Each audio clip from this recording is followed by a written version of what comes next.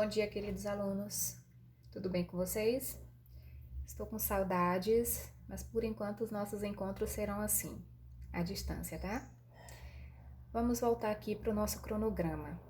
Na nossa última aula, nós terminamos o capítulo 3 do módulo 1 e ficou faltando o capítulo 4, que é justamente o último capítulo do módulo 1. O capítulo 4, ele aborda, na verdade, dois temas, só que ele vai ser dividido em duas partes: tonicidade e acentuação gráfica. Vamos ver primeiro a parte de tonicidade e, posteriormente, no outro vídeo, a gente fala sobre a questão da acentuação gráfica. Vamos relembrar aqui a questão da tonicidade. Tonicidade, você já lembra logo automaticamente de sílaba tônica. E aí você vai lembrar que sílaba tônica é aquela que é pronunciada com mais força. É aquela que, ao pronunciar a palavra, você fala de uma maneira mais forte. Ela tem uma força maior que as demais. Olhem aqui o exemplo. Felizmente. Felizmente. Observe que quando eu pronuncio a sílaba man, ela tem uma força maior. Então, a sílaba que eu pronuncio com essa força maior, com essa maior intensidade, eu vou chamar de sílaba tônica. E aí a pergunta que vem: se eu tiro a sílaba tônica, as outras sílabas, eu vou chamar de quê, professora? Nós temos outros dois nomes, na verdade, que podemos dar a essas sílabas. Temos também uma sílaba que pode ser subtônica e temos uma sílaba que pode ser chamada de átona. O que vai ser a sílaba átona? É aquela sílaba que você pronuncia com menos força, com menos intensidade. E a sílaba subtônica? Vai ser uma intermediária. Você não pronuncia com tanta força como a sílaba tônica, mas você também não vai pronunciar de uma forma fraca como a átona. E aí você fala assim, quando é que vai aparecer essa sílaba subtônica? É simples, não são todas as palavras que vão trazer a sílaba subtônica, não. A sílaba subtônica geralmente aparece em palavras que são derivadas. Só que ela vai aparecer justamente por ser a sílaba tônica da palavra primitiva. Como assim, professora? Vamos analisar aqui no nosso exemplo. Felizmente é uma palavra derivada de feliz. Quando eu falo feliz, observe, o lis, ela é uma sílaba tônica. E aí ela tem essa força maior. Quando eu uso a derivada felizmente, ela tem uma força maior que as átonas, mas não é tão forte como a tônica man. Então, a subtônica ela vai ser intermediária e geralmente ela vai aparecer em palavras que são derivadas. E ela será aquela sílaba que seria a sílaba tônica na palavra primitiva. Não é fácil? Vamos analisar aqui um outro exemplo, para ficar mais claro. Elegantemente. Observem. Elegantemente. Elegantemente. Eu já observo de cara que o man, ela é mais forte, por isso que ela é a sílaba tônica. Só que nós vamos lembrar que elegantemente é uma derivada de elegante. Na primitiva elegante, observe, elegante, o gan, ela é a sílaba tônica. Então, por isso que ela vai ser, na palavra elegantemente, a subtônica, porque ela é a intermediária, e na palavra primitiva, ela era a sílaba tônica.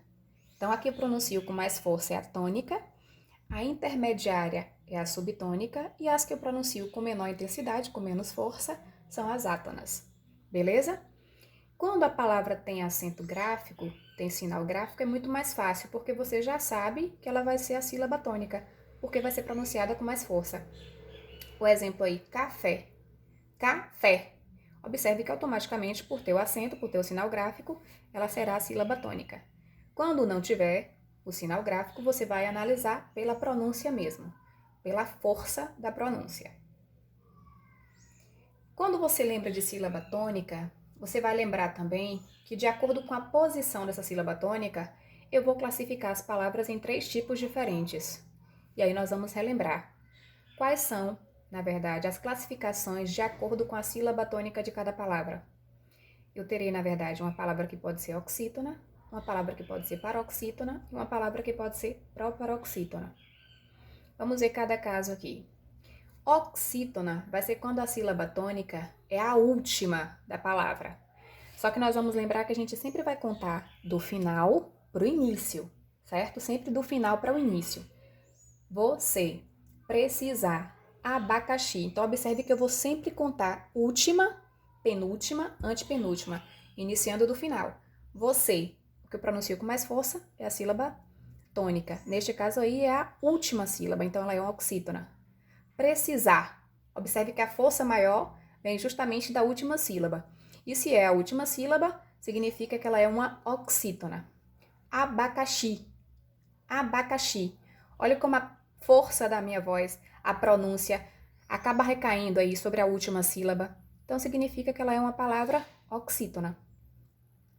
As paroxítonas, elas vão ser diferentes.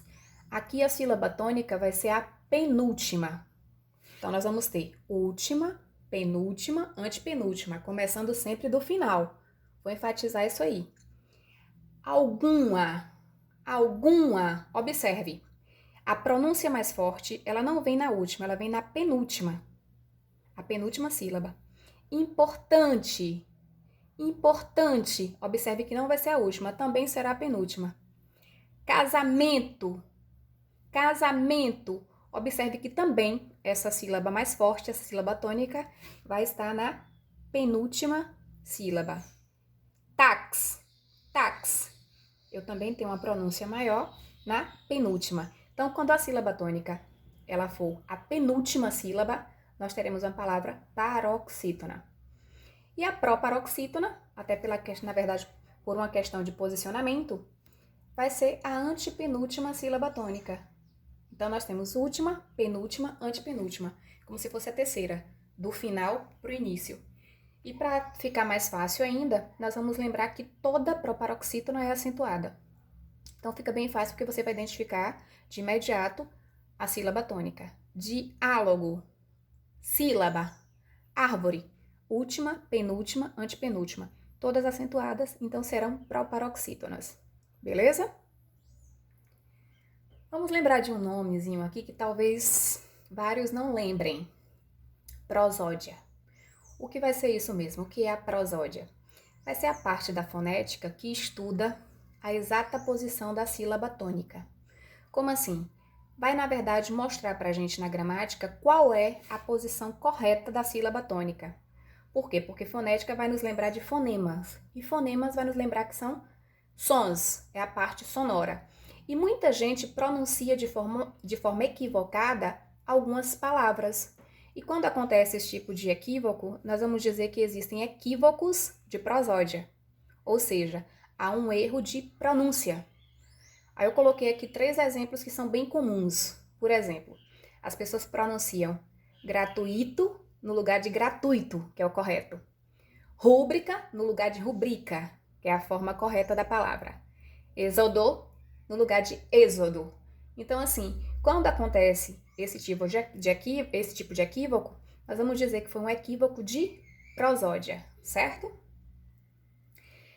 Agora, também existem casos em que a gramática permite que tenhamos dupla prosódia. Como assim? As palavras são corretas com duas sonoridades diferentes, com 2 sílabas tônicas diferentes. Quais são os exemplos mais utilizados? Acrobata, ou então acrobata. As 2 formas são usadas e as 2 formas são aceitas. Hieróglifo ou hieroglifo, que com certeza vocês já ouviram, principalmente quando vão estudar história. Então, as 2 maneiras aí são permitidas, porque possui dupla prosódia. Projétil e projetil também tem dupla prosódia. Réptil e reptil, né? Também temos aí essas 2 possibilidades. E por fim, uma palavra que é muito utilizada por nós, xerox e xerox. Com certeza vocês já ouviram as pessoas pronunciando das 2 maneiras. E as 2 formas, de acordo com a prosódia, são aceitas, beleza? Pela gramática normativa. Agora vamos analisar aquela parte que vocês amam, que vocês adoram, que vocês sentem muitas saudades. A atividade aí do capítulo 4, ela vai ser dividida em 2 partes. A primeira parte vai justamente da página 35 à página 37. Façam porque, na verdade, todas as questões estão de acordo com o que a gente acabou de falar, viu? Bom estudo, até logo e um beijo para todo mundo.